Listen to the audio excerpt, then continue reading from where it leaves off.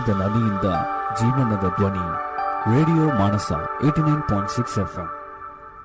ಇನ್ನು ಮುಂದೆ ಕೇಳಿ ಮೈಸೂರಿನ ಕರ್ನಾಟಕ ರಾಜ್ಯ ಬುಡಕಟ್ಟು ಸಂಶೋಧನಾ ಸಂಸ್ಥೆಯ ಉಪನಿರ್ದೇಶಕರಾದ ಶ್ರೀಮತಿ ಗಿರಿಜಾಂಬಾ ಅವರ ಮಾತುಗಳನ್ನು. ಎಲ್ಲರಿಗೂ ನಮಸ್ಕಾರ. ನಾನು ಗಿರಿಜಾಂಬಾ ಎಚ್.ಎಸ್. ಮೈಸೂರಿನ ಕರ್ನಾಟಕ ರಾಜ್ಯ ಬುಡಕಟ್ಟು ಸಂಶೋಧನಾ ಸಂಸ್ಥೆಯ ಉಪನಿರ್ದೇಶಕಿಯಾಗಿ ಕಳೆದ ನವೆಂಬರ್ನಿಂದ ಕಾರ್ಯನಿರ್ವಹಿಸ್ತಾ ಇದ್ದೀನಿ. ಖಜಾನೆ ಇಲಾಖೆಯಲ್ಲಿ 13 ವರ್ಷಗಳ ಸುದೀರ್ಘ ಸೇವೆಯ ನಂತರ ಇಂದು ಬುಡಕಟ್ಟು ಕಲ್ಯಾಣ ಉಪಕ್ರಮಗಳ ನೇತೃತ್ವ ವಹಿಸ್ತಾ ಇರೋದು ನನಗೆ ಹೆಮ್ಮೆಯ ವಿಷಯ ಅನ್ನಿಸ್ತಾ ಇದೆ. ಎಲ್ಲರಿಗೂ ಅಂತಾರಾಷ್ಟ್ರೀಯ ಮಹಿಳಾ ದಿನಾಚರಣೆಯ ಶುಭಾಶಯಗಳು. ಮಹಿಳಾ ದಿನ ಅಂದರೆ ಕೇವಲ ಸಂಭ್ರಮದ ದಿನ ಅಲ್ಲ, ಮಹಿಳೆಯರ ಶಕ್ತಿ, ಪರಿಶ್ರಮ ಮತ್ತು ಕೊಡುಗೆಗಳನ್ನ ಸ್ಮರಿಸೋ ದಿನ ಅಂತ ನಾನು ಅಂದ್ಕೊಂಡಿದ್ದೀನಿ. ಸಮಾಜದ ಎಲ್ಲ ಕ್ಷೇತ್ರಗಳಲ್ಲಿಯೂ ಮಹಿಳೆಯರು ತಮ್ಮದೇ ಆದ ಗುರುತನ್ನು ಮೂಡಿಸಿದ್ದಾರೆ. ಅದರಲ್ಲೂ ಬುಡಕಟ್ಟು ಮಹಿಳೆಯರು ಪ್ರಕೃತಿಯೊಂದಿಗೆ ನಿಕಟ ಸಂಬಂಧ ಹೊಂದಿ ತಮ್ಮ ಜೀವನವನ್ನು ಸಾಗಿಸುತ್ತಾ ಸಮಾಜದ ಆರ್ಥಿಕ ಹಾಗೂ ಸಾಂಸ್ಕೃತಿಕ ಬೆಳವಣಿಗೆಯಲ್ಲಿ ಮಹತ್ವದ ಪಾತ್ರವನ್ನು ವಹಿಸ್ತಾ ಇದ್ದಾರೆ. ನಾನು ಇಂದು ಪ್ರಸ್ತುತ ಪರಿಶಿಷ್ಟ ವರ್ಗಗಳ ಕಲ್ಯಾಣ ಇಲಾಖೆಯಲ್ಲಿ ಕಾರ್ಯನಿರ್ವಹಿಸ್ತಾ ಇರೋದ್ರಿಂದ ಬುಡಕಟ್ಟು ಮಹಿಳೆಯರ ಬಗ್ಗೆ ಬೆಳಕನ್ನು ಚೆಲ್ಲೋದಕ್ಕೆ ಇಷ್ಟಪಡ್ತೀನಿ. ಕರ್ನಾಟಕದಲ್ಲಿ ಕೊರಗ, ಜೇನುಕುರುಬ, ಸೋಲಿಗ, ಎರವ, ಕಾಡುಕುರುಬ, ಸಿದ್ದಿ ಸೇರಿದಂತೆ ಒಟ್ಟು 51 ಬುಡಕಟ್ಟು ಸಮುದಾಯಗಳು ಕಾಡು ಹಾಗೂ ಕಾಡಂಚಿನ ಪ್ರದೇಶಗಳಲ್ಲಿ ಜೀವನ ನಡೆಸ್ತಾ ಇದೆ. ಬುಡಕಟ್ಟು ಮಹಿಳೆಯರು ಕುಟುಂಬದ ಕೇಂದ್ರ ಬಿಂದು. ಅವರು ಮನೆ ಕೆಲಸಗಳ ಜೊತೆಗೆ ಅರಣ್ಯದಿಂದ ವಿವಿಧ ಉತ್ಪನ್ನಗಳನ್ನ ಸಂಗ್ರಹಿಸ್ತಾರೆ, ಕೃಷಿ ಕಾರ್ಯಗಳಲ್ಲಿ ಪಾಲ್ಗೊಳ್ತಾ ಇದ್ದಾರೆ ಹಾಗೂ ಮಕ್ಕಳ ಪಾಲನೆ ಈ ಥರ ಹಲವಾರು ಜವಾಬ್ದಾರಿಗಳನ್ನ ನಿರ್ವಹಣೆ ಮಾಡ್ತಾ ಇದ್ದಾರೆ. ಇದ್ರ ಜೊತೆಗೆ ಪ್ರಕೃತಿಯೊಂದಿಗೆ ಕೂಡ ಹತ್ತಿರದ ಸಂಬಂಧವನ್ನು ಹೊಂದಿದ್ದಾರೆ. ಇವರು ಕಾಡಿನಲ್ಲಿ ಬೆಳೆಯೋ ಕಾಡು ಹಣ್ಣು, ಔಷಧೀಯ ಸಸ್ಯಗಳು, ಬೀಜಗಳು ಮತ್ತು ಇತರ ಅರಣ್ಯ ಉತ್ಪನ್ನಗಳನ್ನ ಸಂಗ್ರಹಿಸಿ ತಮ್ಮ ಜೀವನವನ್ನು ಸಾಗಿಸ್ತಾ ಇದ್ದಾರೆ. ಮತ್ತೊಂದು ಪ್ರಮುಖ ವಿಷಯ ಇಲ್ಲಿ ನಾವು ಅಬ್ಸರ್ವ್ ಮಾಡೋದು ಅಂದರೆ ಬುಡಕಟ್ಟು ಮಹಿಳೆಯರು ಈ ಸಮುದಾಯದಲ್ಲಿ ಹೆಣ್ಣಿಗೆ ಹೆಚ್ಚಿನ ಪ್ರಾಧಾನ್ಯತೆಯನ್ನು ಕೊಡ್ತಾರೆ. ಉದಾಹರಣೆಗೆ ಈ PVTG ಸಮುದಾಯದಲ್ಲಿ ಒಂದಾದ ಕೊರಗ ಸಮುದಾಯದಲ್ಲಿ ನಾವು ಉದಾಹರಣೆಯಾಗಿ ತಗೊಂಡ್ರೆ ಹೆಣ್ಣು ಮಗು ಹುಟ್ಟಿದ್ರೆ ಹೆಚ್ಚು ಖುಷಿ ಪಡ್ತಾರೆ. ಇಲ್ಲಿ ಯಜಮಾನಿಕೆ ಮಹಿಳೆಯರದೇ ಆಗಿರುತ್ತೆ. ಹುಟ್ಟಿನಿಂದ ಸಾವಿನವರೆಗೂ ಬರುವ ಆಚರಣೆಗಳಲ್ಲಿ ಇರಬಹುದು, ನ್ಯಾಯ ತೀರ್ಮಾನಗಳಲ್ಲಿ ಇರಬಹುದು, ಮಹಿಳೆಯ ಪಾತ್ರ ತುಂಬ ಮುಖ್ಯವಾಗಿರುತ್ತೆ. ಆದರೆ ಬದಲಾದ ಕಾಲಘಟ್ಟದಲ್ಲಿ ಅನೇಕ ಸವಾಲುಗಳನ್ನ ಹೆಣ್ಣು ಇತ್ತೀಚೆಗೆ ಎದುರಿಸ್ತಾ ಇದ್ದಾಳೆ. ಬುಡಕಟ್ಟು ಮಹಿಳೆಯರ ಪ್ರಸ್ತುತ ಸ್ಥಿತಿಗತಿಯನ್ನು ತಗೊಂಡ್ರೆ ಕರ್ನಾಟಕದಲ್ಲಿ ಸುಮಾರು 4.3 ಮಿಲಿಯನ್ ಪರಿಶಿಷ್ಟ ಪಂಗಡದ ಜನಸಂಖ್ಯೆಯಲ್ಲಿ ಜೇನುಕುರುಬ, ಸೋಲಿಗ ಸಮುದಾಯಗಳು ಪ್ರಮುಖ ಅಂತ ಅನಿಸುತ್ತೆ. ಇಲ್ಲಿ ಮಹಿಳೆಯರು ಕುಟುಂಬ ಮತ್ತು ಸಂಸ್ಕೃತಿಯ ಕೇಂದ್ರ ಬಿಂದು ಆಗಿರ್ತಾರೆ. ನಮ್ಮ ರಾಜ್ಯದ ಬುಡಕಟ್ಟು ಲಿಂಗಾನುಪಾತ ಪ್ರತಿ 1000 ಪುರುಷರಿಗೆ 990 ಮಹಿಳೆಯರು ಇದ್ದಾರೆ. ಇದು ರಾಷ್ಟ್ರೀಯ ಸರಾಸರಿಗಿಂತ ಅಂದರೆ 964ಕ್ಕಿಂತ ಉತ್ತಮವಾಗಿದೆ.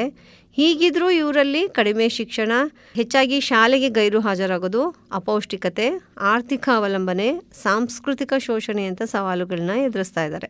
ಹೀಗಾಗಿ ನಮ್ಮ ಇಲಾಖೆಯಲ್ಲಿ ಹಲವಾರು ಪ್ರಮುಖ ಕಲ್ಯಾಣ ಯೋಜನೆಗಳನ್ನ ಹಮ್ಮಿಕೊಂಡಿದ್ದಾರೆ. ಅದರಲ್ಲಿ ಪರಿಶಿಷ್ಟ ಪಂಗಡ ಕಲ್ಯಾಣ ಇಲಾಖೆಯು ಮಹಿಳೆಯರಿಗೆ ಗುರಿ ಆಧಾರಿತ ಕಾರ್ಯಕ್ರಮಗಳನ್ನ ಅನುಷ್ಠಾನಗೊಳಿಸ್ತಾ ಇದೆ. ಶೈಕ್ಷಣಿಕ ಯೋಜನೆಗಳನ್ನ ತಗೊಂಡ್ರೆ ಶಿಷ್ಯ ವೇತನವನ್ನು ಕೊಡ್ತಾ ಇದೆ. ವಸತಿ ಶಾಲೆಗಳಲ್ಲಿ ನಿರ್ದಿಷ್ಟವಾಗಿ 250 ಆಶ್ರಮ ಶಾಲೆ ಮತ್ತು ವಸತಿ ನಿಲಯಗಳಲ್ಲಿ 40,000 ಹೆಣ್ಣು ಮಕ್ಕಳಿಗೆ ವಸತಿ ಸೌಲಭ್ಯವನ್ನು ಕಲ್ಪಿಸಲಾಗಿದೆ. ಏಕಲವ್ಯ ಮಾದರಿ ಶಾಲೆಗಳು ನಮ್ಮ ರಾಜ್ಯದಲ್ಲಿ ಹತ್ತಿದ್ದು 90% ಫಲಿತಾಂಶ ದಾಖಲಾಗ್ತಾ ಇದೆ. ಬೇಟಿ ಬಚಾವೋ ಬೇಟಿ ಪಢಾವೋ ಇದರಡಿ ಸೈಕಲ್ ಮತ್ತು ಸಮವಸ್ತ್ರ ವಿತರಣೆಯಿಂದಾಗಿ ಹೆಣ್ಣು ಮಕ್ಕಳ ದಾಖಲಾತಿ ಪ್ರಮಾಣ 2014ರಿಂದ 32% ಏರಿಕೆ ಆಗಿದೆ. ಈ ಹೆಣ್ಣು ಮಕ್ಕಳು ಶಿಕ್ಷಣದಿಂದ ವಂಚಿತರಾಗ್ತಾ ಇದ್ದಾರೆ ನಮ್ಮ ಬುಡಕಟ್ಟು ಜನಾಂಗದಲ್ಲಿ ಅಂತ ನಾನು ಹೇಳೋದಾದ್ರೆ ಇದಕ್ಕೆ ಕಾರಣಗಳನ್ನ ನಾವು ಹಲವಾರು ಹುಡುಕಬಹುದು. ಇದರಲ್ಲಿ ಮಕ್ಕಳಲ್ಲಿನ ಆಸಕ್ತಿ ಕೊರತೆ ಇರ್ಬೋದು, ಪೋಷಕರ ನಿರಾಸಕ್ತಿ ಇರ್ಬೋದು, ಭಾಷೆಯ ಸಮಸ್ಯೆ ಇರ್ಬೋದು, ಶಿಕ್ಷಕರು ಮತ್ತು ಅದಕ್ಕೆ ಸಂಬಂಧಪಟ್ಟವರ ಪ್ರೋತ್ಸಾಹದ ಕೊರತೆ ಇರಬಹುದು. ಇದರಲ್ಲಿ ಅವರ ಸಾಂಸ್ಕೃತಿಕ ಆಚರಣೆ ಕೂಡ ಒಂದು ಮೂಲ ಕಾರಣದಿಂದ ಹೆಣ್ಣು ಮಕ್ಕಳು ಶಿಕ್ಷಣದಿಂದ ವಂಚಿತರಾಗ್ತಾ ಇದ್ದಾರೆ. ಸಾಮಾನ್ಯವಾಗಿ ಉದಾಹರಣೆಗೆ ಜೇನುಕುರುಬ ಸಮುದಾಯವನ್ನು ನಾವು ತಗೊಂಡ್ರೆ ಹೆಣ್ಮಕ್ಳು ಋತುಮತಿಯಾದ ಸಂದರ್ಭದಲ್ಲಿ ಅವರ ಆಚರಣೆ ವಿಭಿನ್ನವಾಗಿರುತ್ತೆ. ಈ ಸಮಯದಲ್ಲಿ ಹೆಣ್ಣು ಮಕ್ಕಳು ಶಾಲೆಯಿಂದ ಹೊರಗುಳಿತಾರೆ. ಹೆಣ್ಣು ಮಕ್ಕಳನ್ನ ಪ್ರತ್ಯೇಕವಾಗಿ ಮನೆ ಒಳಗೆ ಇರಿಸೋದ್ರಿಂದ ಹೊಸಿಗೆ ಕಾರ್ಯಕ್ರಮ ಅಂತ ಮಾಡ್ತಾರೆ. ಈ ಸಮಯದಲ್ಲಿ 2 ತಿಂಗಳಿಂದ 3 ತಿಂಗಳು ಅಥವಾ ಅವರಿಗೆ ಹಣ ಇದ್ದಾಗ ಈ ಕಾರ್ಯಕ್ರಮ ಮಾಡೋದ್ರಿಂದ ಹೆಣ್ಮಕ್ಳು ಶಾಲೆಯಿಂದ ಡ್ರಾಪ್ಔಟ್ ಆಗ್ತಿದ್ದಾರೆ. ಆನಂತರ ಚಿಕ್ಕ ವಯಸ್ಸಿನಲ್ಲೇ ಇವರು ವಿಶ್ವಾಸದ ಮದುವೆ ಅನ್ನೋ ಒಂದು ಕಾನ್ಸೆಪ್ಟ್ ಇದೆ.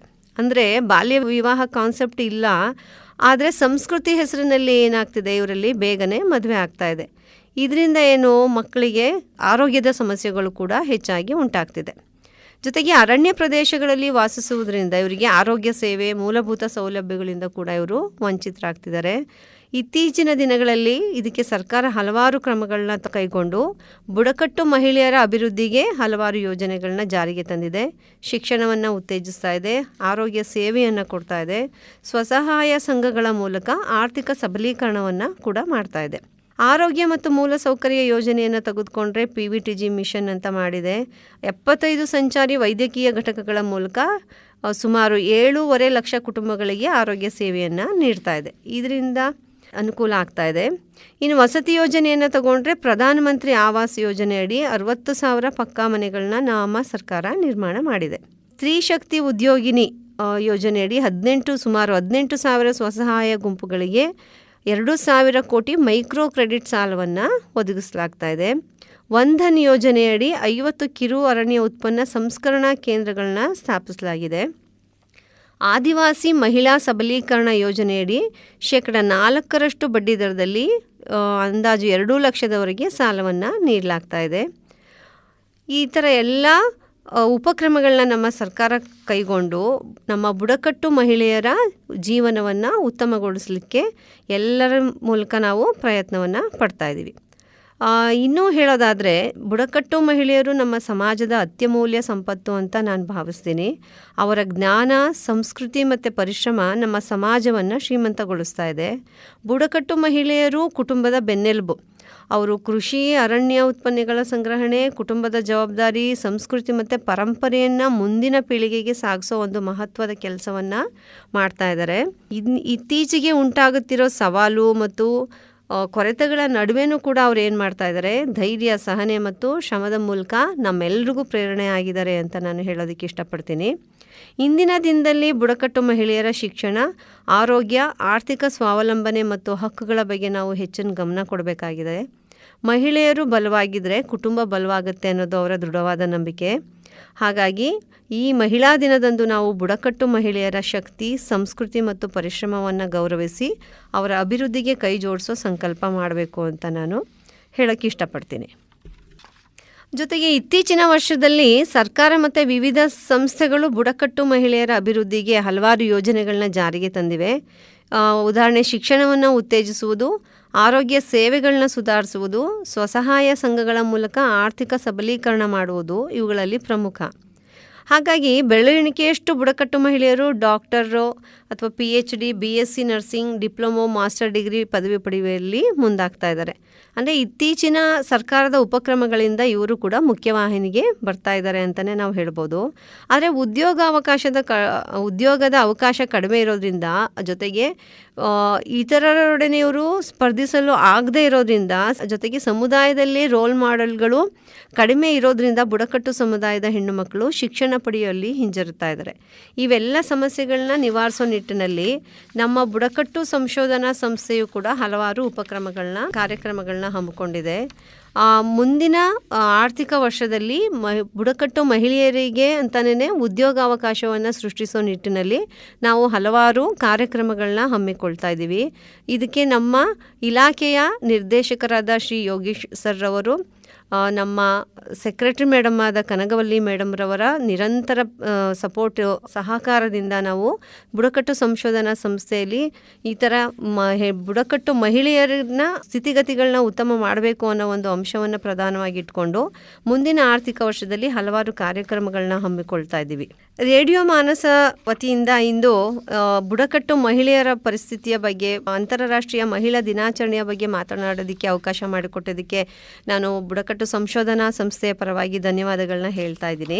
ಜೊತೆಗೆ ನಮ್ಮ ಮುಂದಿನ ಹಾದಿ ಅಂದರೆ ನಮ್ಮ ಸಂಯೋಜಿತ ಪ್ರಯತ್ನಗಳಾಗಿರ್ಬೋದು, ಡಿಜಿಟಲ್ ವ್ಯಾಪ್ತಿ, ಕೌಶಲ್ಯ ಕೇಂದ್ರಗಳು ಮತ್ತು ನಮ್ಮ ಸಂಸ್ಥೆಯ ಸಂಶೋಧನೆಗಳ ಮೂಲಕ ಬುಡಕಟ್ಟು ಮಹಿಳೆಯರ ಪ್ರಗತಿಯನ್ನು ನಾವು ವೇಗಗೊಳಿಸಬಹುದು. ಜೊತೆಗೆ ಈ ಮಹಿಳಾ ದಿನದಂದು ನಮ್ಮ ಬುಡಕಟ್ಟು ಸಹೋದರಿಯರ ಸಬಲೀಕರಣಕ್ಕಾಗಿ ಮತ್ತು ಸಮಾನತೆಯ ಕರ್ನಾಟಕಕ್ಕಾಗಿ ನಾವೆಲ್ಲ ಪಣ ತೊಡೋಣ ಅಂತ ನಾನು ಆಶಿಸ್ತೀನಿ. ರೇಡಿಯೋ ಮಾನಸದವರಿಗೆ ನಮ್ಮ ಸಂಸ್ಥೆಯ ಪರವಾಗಿ ನಾನು ಧನ್ಯವಾದಗಳನ್ನ ಅರ್ಪಿಸ್ತಾ ಮತ್ತೊಮ್ಮೆ ಅಂತಾರಾಷ್ಟ್ರೀಯ ಮಹಿಳಾ ದಿನಾಚರಣೆಯ ಶುಭಾಶಯಗಳು. Thank you.